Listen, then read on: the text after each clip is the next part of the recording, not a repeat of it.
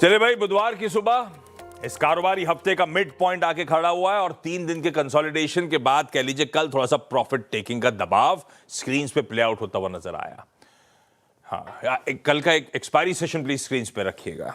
शुरुआत negative trajectory में ही हुई थी क्योंकि ग्लोब के क्यूज सपोर्टिव नहीं थे। यूएस में भी कई दिनों की तेजी के बाद ब्रेक लगता हुआ नजर आया था, तो हल्के लाल निशान के साथ शुरुआत हुई। थोड़ी बहुत ऐसा लगा रिकवरी की कोशिश कर रहा है, पर वो बिल्कुल भी टिकाऊ नहीं थी। दिन भर वैसे लाल में ही कामकाज हुआ, रिकवरी जब वर्ड यूज कर रहा हूं उसके बावजूद, और फिर उसके बाद फिर से ऊपरी स्तरों से दबाव गहराता चला गया और इनफैक्ट प्रेशर अच्छा खासा माउंट हुआ था जैसे जैसे सेशन प्रोग्रेस कर रहा था। लकीली वो तो 26,000 के ऊपर का क्लोज देने में भारतीय बाजार कामयाब रहे। तो एक्चुअली वो प्रॉफिट टेकिंग, वो मुनाफा वसूली का दबाव कंटिन्यू कर रहा है। और क्यों आई कल? मल्टीपल रीजंस हो सकते हैं जिसके चलते कल इस तरह का प्रेशर माउंट हो रहा था। वो एक्सपायरी के यूजुअल फैक्टर्स होंगे, लेकिन साथ साथ आपको याद होगा अक्टूबर आईआईपी, हमने जीडीपी सितंबर तक का रिएक्ट करा हुआ है। अक्टूबर का आईआईपी कल सुबह हमने डिटेल में चर्चा करी थी, कमजोर था। रुपए की कमजोरी सरदर्द बनता ही चले जा रहा है और वो थोड़ी सी अब चिंताजनक हो रही है। कल भी रुपए की कमजोरी दिन के दौरान बढ़ रही थी। सेकेंड स्ट्रेट ट्रेडिंग सेशन था, रुपए में लगातार दबाव अच्छा खासा बढ़ता हुआ। वो कंटिन्यूड एफआईआई सेलिंग कह लीजिए, वो उनकी बिकवाली वो परसिस्ट कर रही है। कल तो खैर वो बैंक निफ्टी के वो रीजिक का अपडेट जो आए थे, वो वेटेज एडजस्टमेंट्स की बात, उसके चलते प्राइवेट बैंकिंग मेजर्स में दबाव बनता चला गया, उसने भी मूड बिगाड़ा। और हाँ, पॉलिसी से पहले की नर्वसनेस तो बढ़ रही है, और जीडीपी नंबर्स के बाद और नर्वसनेस है। स्ट्रीट एक्चुअली डिवाइडेड है एकदम फ्राइडे के उस पॉलिसी आउटकम को लेकर। तो कई सारे फैक्टर्स हैं जो शायद दबाव के रीजंस बनते चले जा रहे हैं। डिप्स में खरीदारी आ नहीं रही है, और अगर तो कोई गैप अप आ रहा है तो वो टिक नहीं पा रहा है। ये हाल है। बुल्स थोड़े से थकते हुए, थोड़े से पस्त पड़ते हुए आपको नजर आएंगे। खैर, आज के समीकरण दिखाता हूं स्क्रीन पे फिर एकदम फ्लैट, यानी कि कल जब एक्सपायरी डे की क्लोजिंग हुई थी उसी के इर्द गिर्द हम आज इस वेडनेसडे सेशन की शुरुआत करने की तैयारी कर रहे हैं। दिखाता हूं ग्लोब का मूड, उसके बाद हॉर्मास से चर्चा के साथ शुरुआत कर लेंगे। लेकर आइए भाई, हमारे आजू बाजू मूड कैसा है। गिफ्ट निफ्टी एकदम फ्लैट है। एशियन पियर्स आपकी स्क्रीन पे लाजली मजबूती के साथ कामकाज हो रहा है, सारे ही घरे में नजर आ रहे हैं भाई साहब। तो हम फिर से थोड़ा सा अंडर परफॉर्मेंस के मूड में, हमारे अपने इश्यूज तो हैं इस समय, कई सारे मैंने हाईलाइट भी कर दिए हैं। ये देखिए, अच्छा, यूएस का हैंडओवर कल जब हम सेशन की समाप्ति कर रहे थे उस समय यूएस के फ्यूचर्स फ्लैट थे, स्लाइटली इन ग्रीन टिल्ट के साथ शुरुआत होने की इंडिकेशंस थे। एक्चुअल सेशन में उससे अच्छा मोमेंटम था, 1/4 से 2/3% तीनों बेंचमार्क्स बढ़त के साथ कल के सेशन में कामकाज कर रहे थे। आज सुबह के फ्यूचर्स फ्लैट है, तो हैंडओवर उस लिहाज से अच्छा है। हमारे एशियन पेयर्स अच्छा कर रहे हैं, हम थोड़ा सा पस्त कामकाज कर रहे हैं। पर ग्लोब में ऐसा कुछ नोटवर्दी हुआ कि नहीं हुआ, मूड है कैसा, ओवरनाइट डेवलपमेंट्स है क्या, क्या क्या जानने की जरूरत है सुबह सुबह, हॉर्मास से जान लिया जाए। हॉर्मास, गुड मॉर्निंग भाई साहब। गुड मॉर्निंग आशीष। एक अनकन्विंसिंग रिबाउंड जिसे कहते हैं उस तरह का कल देखने मिला। मतलब कुछ सब्सटेंस नहीं था, बस सब्सटेंस नहीं था, क्योंकि डाउ और एसएनपी तो इंट्राडे में नेगेटिव भी हो गए थे, तो वो उतार चढ़ाव का सिलसिला पूरे सेशन में चलता रहा और फिर जाकर के थोड़ी बहुत बढ़त के साथ कल बंद हुए। नैस्डैक थोड़ा सा आउट परफॉर्म कर गया क्योंकि एनवीडिया और बाकी सारे टेक शेयरों में तेजी थी, तो इस वजह से नैस्डैक की थोड़ी सी आउट परफॉर्मेंस देखने मिली। लेकिन अगर बाकी का सेशन अगर देखें तो वो उतना ही वॉलेटाइल था और वो उतना ही अनकन्विंसिंग था। अब ऐसा हो चुका है कि बिटकॉइन और क्रिप्टो मार्केट्स के मूव्स से बाजार वहाँ के चल रहे हैं या उस प्रोपोर्शन में चल रहे हैं। कल क्रिप्टो में थोड़ा सा रिबाउंड देखने मिला, 90,000 के पार फिर से कल बिटकॉइन निकला, और स्मॉल छोटे टोकन्स जो है, एथर हो चाहे वो सोलाना हो, वो 10% से ज़्यादा चढ़े। एक पॉजिटिव ट्रिगर उनके लिए ये आया कि वैनगार्ड ने कल ये घोषणा की कि वो म्यूचुअल फंड्स और वो ईटीएफ जिनमें बिटकॉइन की होल्डिंग्स है वो उन्हें अपने प्लेटफॉर्म पर ट्रेड करने देंगे। अब तक वो ऐसा नहीं करने दे रहे थे, तो उस एक पॉजिटिव ट्रिगर की वजह से थोड़ी बहुत रिबाउंड देखने मिली। ओवरसोल्ड कंडीशन से देखने मिली थोड़ी सी रिबाउंड। लेकिन डोनाल्ड ट्रंप के परिवार से जुड़े जो क्रिप्टो है वो अभी भी ज़बरदस्त बिकवाली के शिकार हो रहे हैं। कल तो उनमें से एक क्रिप्टो तो आधे घंटे में ही 50% गिर गया क्योंकि उनका लॉक इन खत्म हो गया था कल।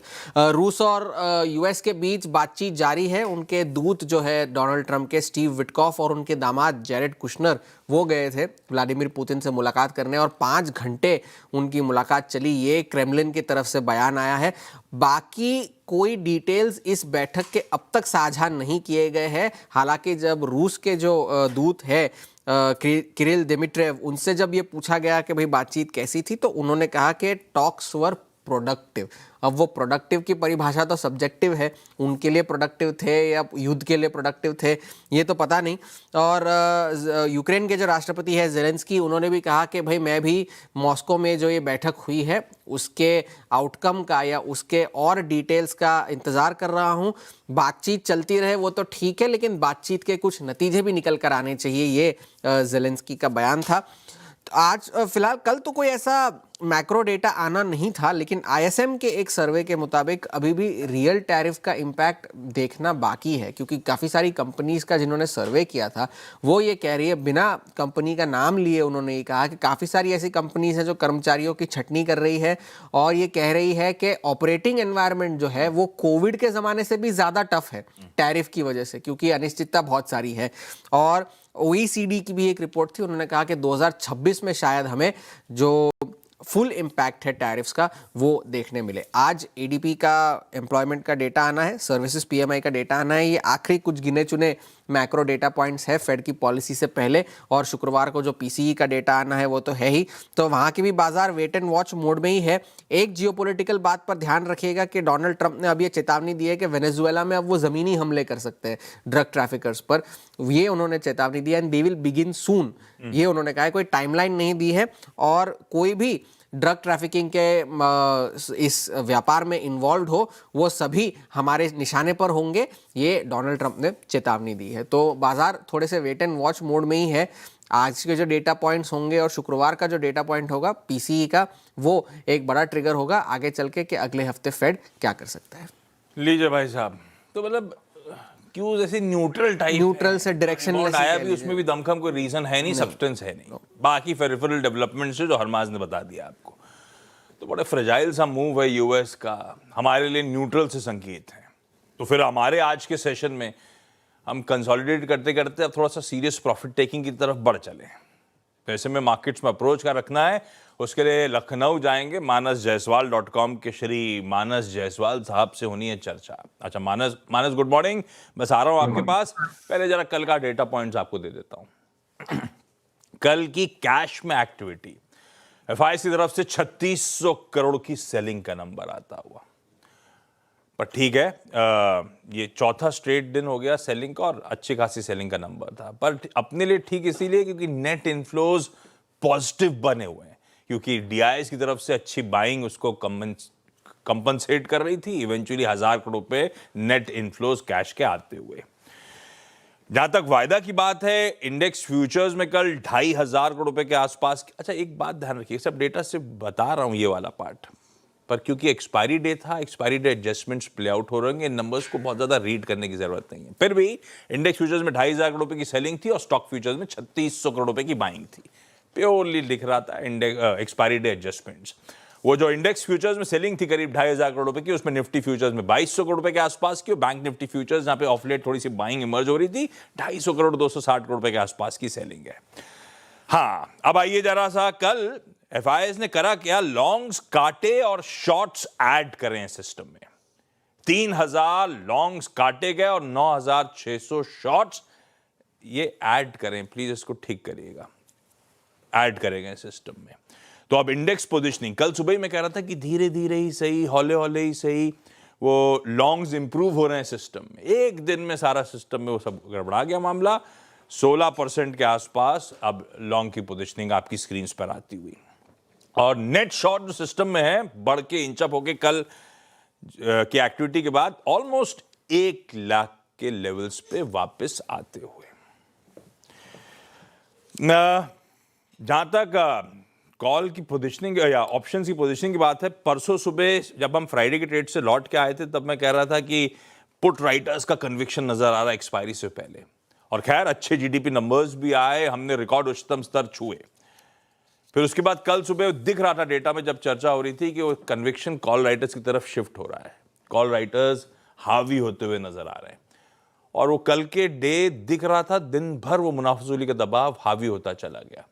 और आज के लिए ये कह सकते हो आप कि कॉल राइटर्स का कन्विक्शन बढ़ रहा था। कल मैंने सिंप्लिसिटी के लिए 2 रखें।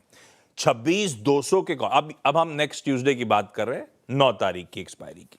26,200 की कॉल पे सबसे मैक्स 65 लाख के आसपास का ओआई खड़ा हुआ है और 26,300 पे 58 लाख का। अभी हुआ क्या था, 26,500 का मैक्स ओआई था जो शिफ्ट होके 26,300 पे आया था, अब वो 26,200 पे आके खड़ा हुआ है। और नीचे की तरफ एक्टिविटी जस की तस बनी हुई है, 26,000 के पुट्स पे अभी भी मैक्स ओआई बिल्डअप आपको नजर आएगा, पर एक्टिविटी अब धीरे धीरे शिफ्ट होके 25,800 की तरफ बढ़ रही है। उसका डेटा भी मैंने आपकी स्क्रीन पे रख दिया है। आसान शब्दों में 26,200 ऊपर की तरफ एक अड़चन हो गई, राइटर्स का तगड़ा जोन हो गया हमारे लिए। और उसके बाद कह लीजिए वो 26,325 का ब्रैकेट जो कि हमारे ऑल टाइम हाईज भी है और कॉल राइटर्स का दूसरा एग्रेसिव जोन भी है। तो 26,200 ऊपर और 26,325 ये ऊपर स्टिफ रेजिस्टेंस बैंड बन गया। नीचे क्योंकि 26,000 साइकोलॉजिकली इंपॉर्टेंट भी है, कल भी उन लेवल्स को ब्रीच करके रिकवर करके आए, वहां पे राइटर्स खड़े हुए हैं, तो 26,000 और कह लीजिए 25,950 ये पहला इंपॉर्टेंट जोन है। और उसके बाद वो 25,800 से 850 का ब्रैकेट, ये इंपॉर्टेंट जोन्स हो गए टू वॉच आउट फॉर, ये दायरा हो गया। ये क्लियरली वो राइटर्स की कहानी सामने मैंने रख दी, पर ये डेटा तो शायद बहुत लोगों ने ऑब्जर्व कर लिया होगा। एक एक्सक्लूसिव रिसर्च लेकर आया हूं मानस साहब के लिए। ये डेटा थोड़ा सा खराब हुआ है कल के रीडिंग सेशन में, वो तो ठीक है, पर एक्सक्लूसिव रिसर्च देखिए। आज खड़ा है मानस सामने सैंडविच सेशन, 2 वीकली एक्सपायरीज के बीच वाला, और ऑफ लेट ये सैंडविच सेशन कमाल करके देता है।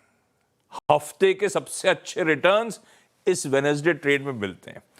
आपके सामने मैंने पता नहीं कितने सारे वेडनेसडे के ट्रेड्स के आउटकम रख दिए स्क्रीन पे। वो 2 जगह हॉलीडेज थी, एक जगह गुरु पूरब की छुट्टी बना रहे थे, ऊपर हम दीपावली की छुट्टी बना रहे थे। बाकी जिन जिन दिन काम करा भाई साहब, कितना भी स्क्वीज करो, आज बाउंस बैक का दिन होता है। कैसी लगी आपको मेरी एक्सक्लूसिव रिसर्च, और आपका निफ्टी बैंक का अप्रोच क्या होगा मानस? Good morning Ashish ji. तो देखिए, डिसअपॉइंट तो किया है क्योंकि मंडे तक तो ऐसा लग रहा था कि कंसोलिडेशन हो रहा है, लेकिन कल की क्लोजिंग काफी खराब थी। निफ्टी ने अपने 10 डे मूविंग एवरेज को ब्रेक किया, उसके नीचे की क्लोजिंग थी।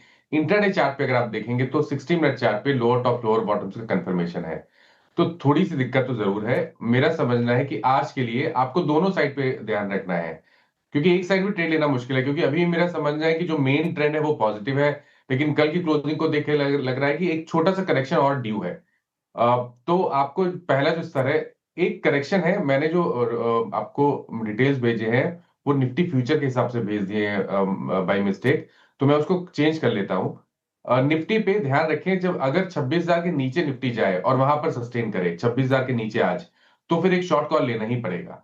उस केस में आपको 26,075 26,075 के स्टॉप लॉस से एक ट्रेड लेना है, इस उम्मीद में कि 20 डे मूविंग एवरेज को ब्रेक करेगा निफ्टी और 25,850 की तरफ जाने की कोशिश करेगा, जो कि अगर आपको ध्यान हो तो फ्राइडेज के माफ करिएगा वेडनेसडे के लोज थे, उस लो को टेस्ट करने की कोशिश करेगा। तो 26,000 के नीचे शॉर्ट करेंगे, 26,075 के स्टॉप लॉस लगा लेंगे, 25,850 के आपको टारगेट सेट करके चलने हैं। खरीदारी कहां करनी है? खरीदारी करने के लिए भी लेवल चेंज है, ध्यान रखिएगा, जो मैंने पहले मेंशन किए थे। 26,200 के लेवल के ऊपर अगर सस्टेन करे, केवल वही कंडीशन है जहां पर आपको खरीदारी करनी है, तो 26,200 के ऊपर ही खरीदारी करेंगे। स्टॉप लॉस उस केस में 26,125 का लगा के रखेंगे, और ऊपर की तरफ उस केस में आपको वापस जो रिसेंट हाई थे उसको निफ्टी ब्रेक करता हुआ दिख सकता है, और उस केस में करीब करीब 26,350 तक के आपको टारगेट देखने को मिल सकते हैं, 300 के आसपास के हाई से। लेकिन मेरा समझना है कि अगर 26,200 के ऊपर निफ्टी गया और सस्टेन हुआ तो 26,350 26,400 तक के लेवल्स आपको निफ्टी दिखा सकता है। तो ये दोनों लेवल्स ध्यान रखिए, अकॉर्डिंगली ही ट्रेड लेना है, दोनों साइड पे ही ट्रेड लेना पड़ेगा आपको। बैंक निफ्टी की जहां तक बात है, देखिए बैंक निफ्टी ने कल केवल टेस्ट किया 10 डे मूविंग एवरेज को, तो यहां पर इंतजार करेंगे। आपको मॉर्निंग में शॉर्ट नहीं करना है, आपको एक लेवल ध्यान रखना है। अगर 59,200 के नीचे बैंक निफ्टी जाए तो आप बिकवाली करेंगे, 200 रुपए ऊपर स्टॉप लॉस लगा लेंगे 59,400 का, और नीचे की तरफ 58,800 जहां पर 20 डे मूविंग एवरेज है, वही आपके टारगेट होंगे। तो आपको लेवल्स यहां पर भी 2 ध्यान रखने हैं। अगर 59,200 के नीचे जाए तो बैंक निफ्टी में शॉर्ट करेंगे। खरीदारी करने के लिए 59,600 का इंतजार करिए। अगर 59,600 के ऊपर बैंक निफ्टी सस्टेन करे, केवल वही कंडीशन है जहां पर आपको खरीदारी करनी है। उस केस में 59,400 के आपको स्टॉप लॉस लगाने हैं और आपको 60,000 के उस केस में टारगेट सेट करने हैं, जो कि रीसेंट हाई था। परफेक्ट है भाई साहब। तो कहते हैं ना, प्री मेडिटेटेड नहीं, स्क्रीन्स कैसे बिहेव कर रही है, कौन से थ्रेशोल्ड को चैलेंज करने जा रही है, किसको पार कर रही है, उसके हिसाब से डिसाइड करेंगे। कल के सेशन ने मूड बिगाड़ दिया है। हम थोड़ा सा कॉशियस रहेंगे, इन लेवल्स को वॉच करेंगे।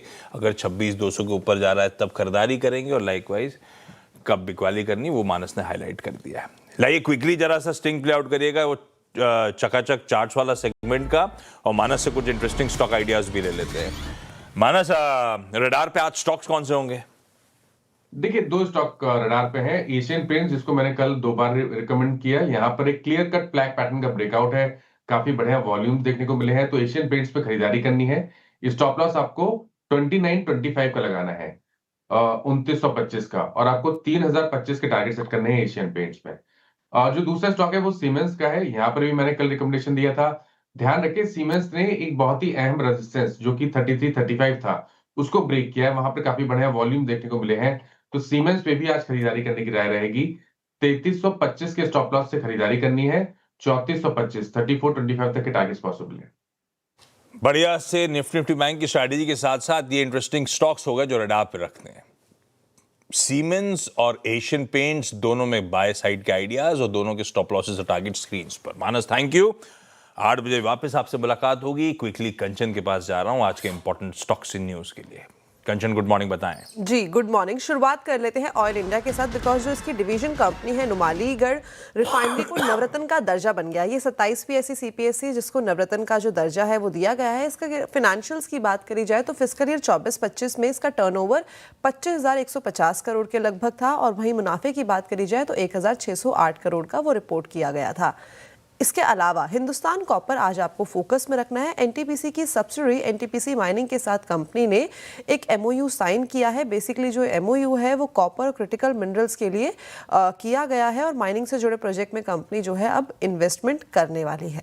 सन फार्मास्यूटिकल्स आज आपके फोकस में होना चाहिए। एमपी में 3,000 करोड़ के इन्वेस्टमेंट प्रपोजल्स को था जो उसको बोर्ड की मंजूरी मिल गई है। इससे बेसिकली मध्य प्रदेश में फॉर्मुलेशन मैन्युफैक्चरिंग प्लांट जो है वो लगाया जाएगा। मारुति सुजुकी, कल मारुति का इवेंट था जहां पे जो एसयूवी है इनकी ई विटारा उसका लॉन्च किया गया है, और वहीं एनकैप से इसको भारत एनकैप से 5 स्टार की रेटिंग भी मिली है। इसके अलावा कंपनी ने बोला है कि डीलर नेटवर्क में चार्जिंग इंफ्रा पर जो है वो अब 250 करोड़ का इन्वेस्टमेंट और भी करने वाली है, और 2030 तक इनके काफ़ी ज़्यादा रोबस्ट टारगेट जो है देखने को मिल रहे हैं, जैसे कि 1 लाख ईवी चार्जिंग पॉइंट जो है कंपनी लगाने वाली है, यानी कि काफ़ी ज़्यादा अपने फुटप्रिंट को एक्सपैंड कर रही है। IRFC आज आपके फोकस में, बिकॉज सुमिटोमो मुत्सुई बैंकिंग कॉर्पोरेशन के साथ कंपनी ने करार किया है। यहाँ पे 30 करोड़ डॉलर का जो है एक्सटर्नल बोरिंग प्लान जो है उसके लिए करार किया गया है। ये तो कुछ स्टॉक्स हैं जो आज आपको फोकस रडार पे रखने हैं। ठीक बात है।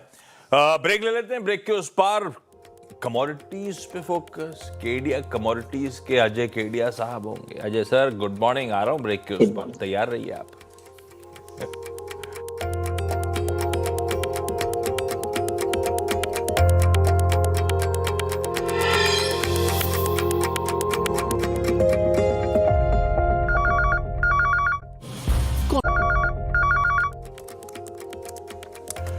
चलिए, ब्रेक के बाद आप सबका स्वागत है। तब आपकी सेकंड प्लेट दिखा देता हूं। ये रही आपकी स्क्रीन पे। हेडलाइन में लिखा था गोल्ड कूल ऑफ हो रहा है, लेकिन हमारे लिए इक्विटीज के लिए 3:30 बजे जहां खड़ा था वहीं सोना इस समय है। इसमें दिख नहीं रहा होगा आपको, लेकिन चांदी भाई साहब इंटरनेशनल मार्केट्स में 57.5 पे छोड़ के गए थे हम 3:30 बजे। 59 के पार। अगर ताजा भाव हो तो दिखाइएगा। चांदी 59। ऐसे ही नहीं डेविल्स मेटल कहा जाता है।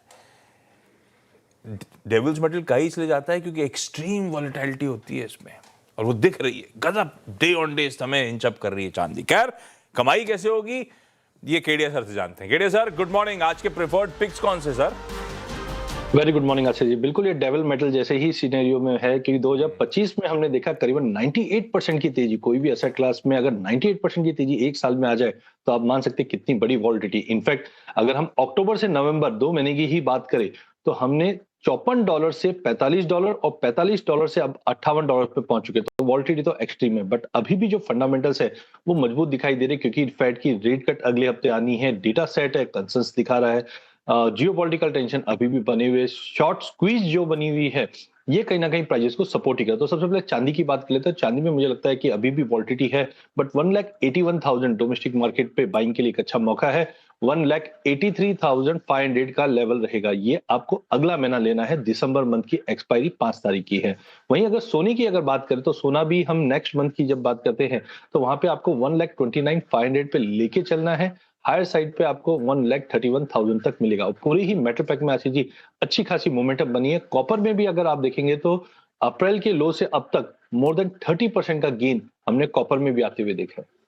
लीजिए भाई साहब, पूरी तरह से बुलियन पे फोकस है अजय सर का।